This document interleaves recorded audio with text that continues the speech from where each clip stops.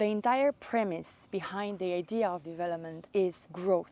More infrastructure, more development, more economic prosperity, more access, more chance, a lot of more. But what I discovered is that many communities with technically classified as underdeveloped by today's standards and economic indicators actually live much happier, much connected lives than people in developed cities we consider a prototype of success. I thought a lot about this during my work and professional travels. So here's my dilemma. I'm back from a development field mission in Africa, and on the flight to Beijing, I realized that this job makes me reflect on many theories about what a good life is. I spent my career so far on 3 continents across public and private sectors. In some rooms, decisions are so abstract you rarely get to see their real impact. However, I had the opportunity to also go to the villages where these decisions actually turn into impact. Working in development finance has exposed me to some harsh, down-to-earth realities, and I want to give some background about myself because it matters. I'm not just someone talking about poverty from the outside. I grew up in the Romanian countryside, experiencing some of these realities myself. In some villages in my country, kids still go to latrines instead of toilets in their schools. So these takeaways aren't coming from someone who has been hit by hardship for the first time. They're coming from someone who has seen them across the world and can now make some conclusions, some connections, trying to make sense of them. So in a way, this episode is about how my job became a class in philosophy about life. This isn't about me preaching how to live your life. This is about what this job taught me about happiness, about ambition, about what people across the world are chasing when they say, I want more. I want to start with the greatest lesson this job has ever taught me. That is, happiness is much more basic than we are taught to believe. And the world of Instagram and the chase for ever more, meeting people who don't have a lot yet live a happy life teaches you that ultimately a full stomach, a safe home, and having people who love you can be more than enough for a happy living. Here's where it gets a bit uncomfortable. And I would like us to sit a bit with this dilemma I have about the purpose of development.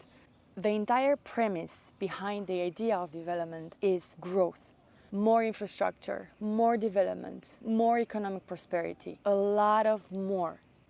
But many communities with technically classified as underdeveloped by today's standards and economic indicators actually live much happier, much connected lives than people in developed cities we consider a prototype of success. So here's my dilemma. We need to get people out of precarious situations, out of hunger, out of disease, out of the type of poverty that ruins and destroys the miracle of life. But I also often wonder if we don't all play into a game that ultimately leads into environmental catastrophe and planetary misery. Because past a certain point of decency that's hard to collectively define, are we actually helping people living a better life? Or are we just all enrolling more of the planet into more and more until exhaustion? I love to hear your thoughts about this dilemma in the comments. As what I've come to discover, this more doesn't even mean the same everywhere on this planet. In some parts, people want more and wealth in order to display it. The car, the label, the unmistakable sign that I've made it.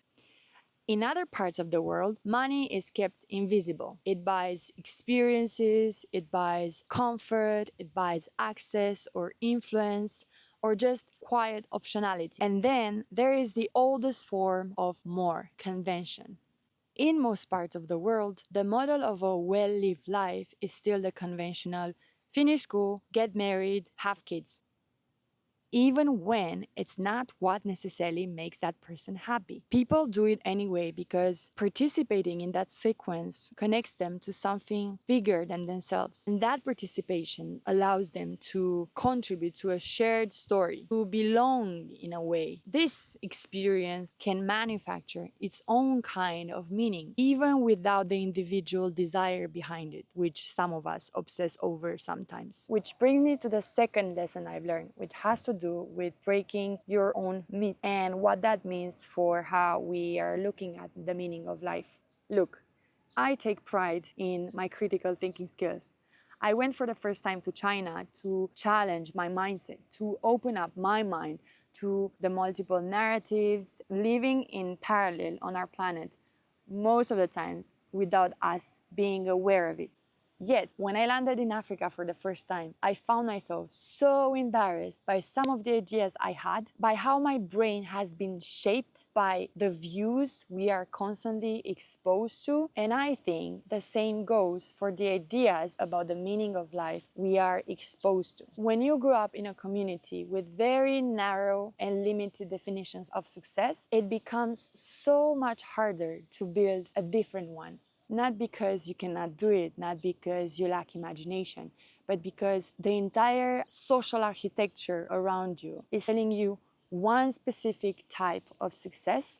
So it becomes harder for you to carve out your own path, but also to go against ideas about who you should be, how you should act, how you should show up in this world. Another myth that I'd like to address is that the development institutions are somehow the invisible masters in the global south, that we walk in, that we hand down visions, and somehow governments comply.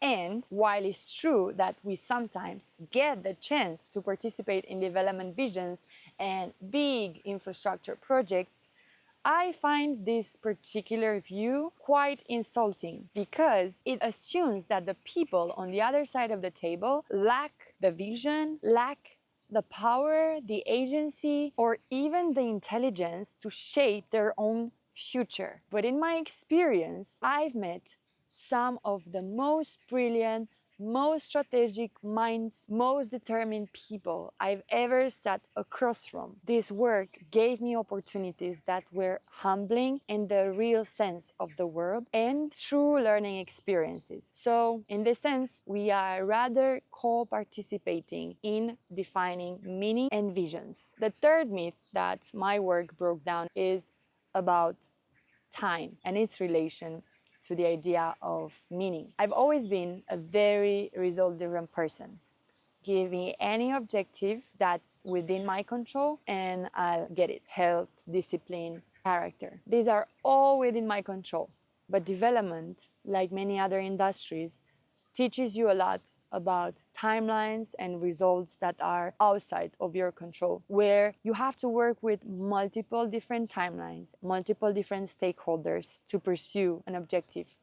The way in which these different stakeholders relate to timelines and pursuing results taught me a lot about how vastly we approach what we want and what we need and how we pursue it. Watching how people approach risk differently, how some people need to map out every single failure, every single potential risk, whereas some other just go for it and adjust and risk while in the process, taught me something important about the process of reinvention too.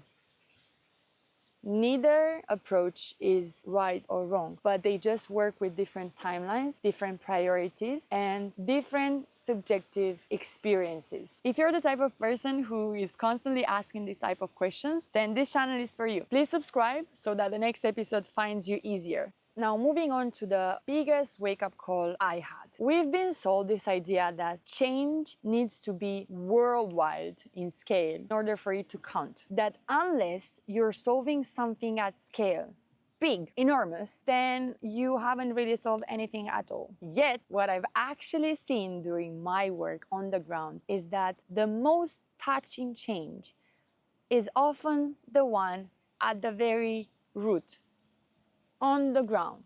One family, one kid, one person. If you manage to improve a little, even one person's life, then I think you should personally consider yourself a little hero of this world. And the same logic applies to your own life too. You don't need to move mountains to make it better. Sometimes, all you need to do is to make small incremental changes. You just need one or two better habits and sustain them consistently, long enough to compound. That's how reinvention and change for the better starts. So what did development finance teach me about meaning? That happiness needs a lot less than we think, that intelligence and agency exist everywhere, not just where someone told us to look to find them, that timelines and outcomes are not always within our control, but it doesn't mean we cannot carve our own path, that more is just a story told differently depending on where you are, and that meaning is something we shape based on our principles, based on our values, based on what's most important to us. And as I love to say on this channel, nothing matters. In the end, the world and all of us people are going to die. So my personal preference is just, while we live, we gotta make it all count and matter. If any of this made you think about your own definition of happiness and meaning or success, just share with me in the comments. And if you want more of this unfiltered thinking, subscribe to the channel. Let's think together.